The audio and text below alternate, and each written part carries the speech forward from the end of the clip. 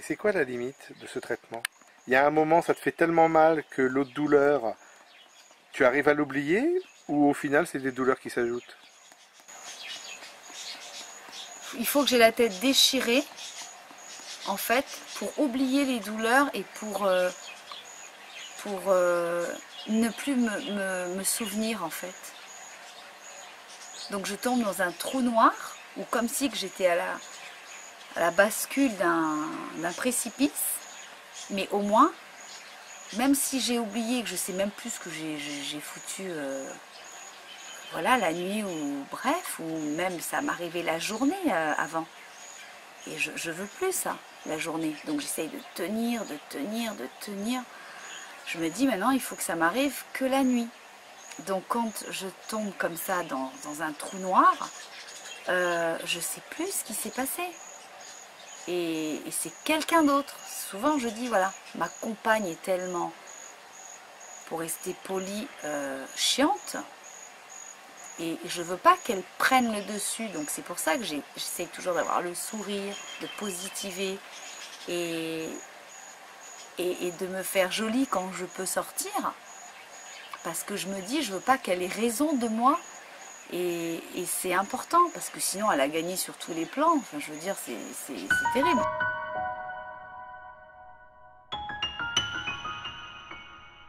Elle a évolué dans le sens où aujourd'hui, je suis vidée, je suis épuisée. Mais pour le moindre truc, le moindre effort me tue. Elle est handicapante dans le fait que je n'arrive plus à supporter mon corps et j'ai l'impression de traîner un corps de 90 ans, d'être enfermée dans un corps de 90 ans dans les bons jours et dans les mauvais jours, il a 120 ans. C'est-à-dire que j'ai l'impression enfin c'est pas l'impression, c'est que je peux plus rien faire. Je peux plus par moments me laver. Je veux dire, c'est assez dégradant parce qu'il a fallu que ma fille puisse m'aider ou que même mon père puisse m'aider. Les pompiers, à l'époque, quand je travaillais à la mairie du Mont d'Or, ont dû venir me chercher 2 fois sur civière. Il a fallu que mon père achète comment on appelle ça, un bassin, parce que je ne pouvais plus me lever pour aller aux toilettes, parce que de douleur, je ne pouvais pas, et voilà, c'est dégradant, parce que quand on se pisse dessus et qu'on a une vingtaine d'années, et que c'est votre père qui vient vous changer les draps, voilà, aujourd'hui, c'est pire. Mais aujourd'hui, j'ai appris quand même à la connaître, parce que ça fait quand même 20 ans. Donc c'est pas que les douleurs sont moins intenses, mais j'ai appris à la connaître et donc à savoir que bon là, je peux plus au niveau des limites. Là je sais que je vais avoir des aliens dans le ventre parce que je sens venir les crises qui vont être de pire en pire.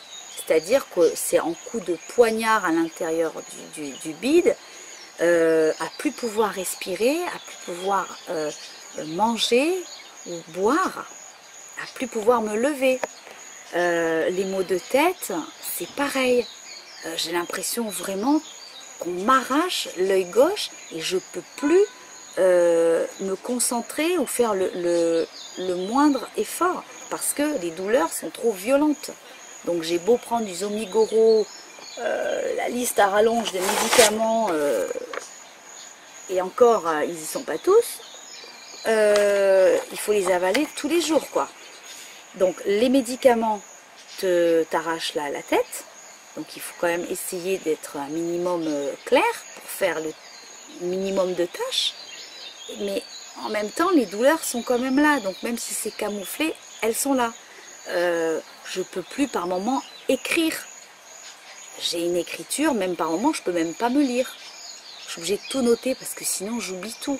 Donc ma mémoire ou ma concentration me fait défaut. Pour tout ce qui est les membres ou le dos, c'est des sensations de brûlure intense ou en coup d'aiguille. Quand il pleut, je ne peux pas sortir, j'ai l'impression qu'il y a 36 000 aiguilles qui me rentrent dans le corps. Ou j'ai l'impression qu'on m'arrache les membres. Alors souvent, je disais à ma fille, j'ai l'impression que la tête, elle part d'un côté, que les bras partent de l'autre, les jambes, enfin, ça part dans tous les sens. C'est dans ça où c'est pire, parce que je ne peux plus avancer, je ne peux plus marcher. Donc je suis obligée de me servir de mes autres jambes, qui sont mes béquilles. Et bon, quand j'ai mal au bras, eh ben, comment je fais? Donc c'est pas facile d'essayer de... Je me dis, bon, et doucement, on finit par volontairement s'isoler, par volontairement s'enfermer. Parce que le regard des autres, ça te tue, quoi. Le regard des autres, ça te tue. Parce que quand on me voit, j'ai pas un bras en moins, ou je suis pas sur fauteuil, donc on a tendance à dire, enfin je sais ce que les gens ont tendance à dire, parce que je l'ai entendu même de gens qui étaient dans des services soi-disant sociaux. Mais attends, elle n'a pas l'air si handicapée que ça, celle-là, elle a eu 2 gosses. Mais ça, c'est le truc qui te fout en l'air. Je veux dire, c'est pas parce qu'on est malade et qu'on souffre qu'on n'a pas le droit à avoir une vie comme tout le monde, ou avoir des enfants. Il faut savoir que pendant la grossesse, la fibromyalgie est endormie. Ce qui est génial, dans ce cas-là, il faudrait être enceinte tout le temps. Mais bon, après, il faut savoir assumer les enfants. Qu'est-ce que tu m'as dit là? D'abord par rapport à l'évolution, définir ça. Mais d'abord commencer par l'évolution. Quand tu disais tout à l'heure, on a du mal à s'imaginer. Tu veux faire une pause? Non. Quand tu non, disais... c'est les médicaments, ça va. Quand tu disais tout à l'heure, on a...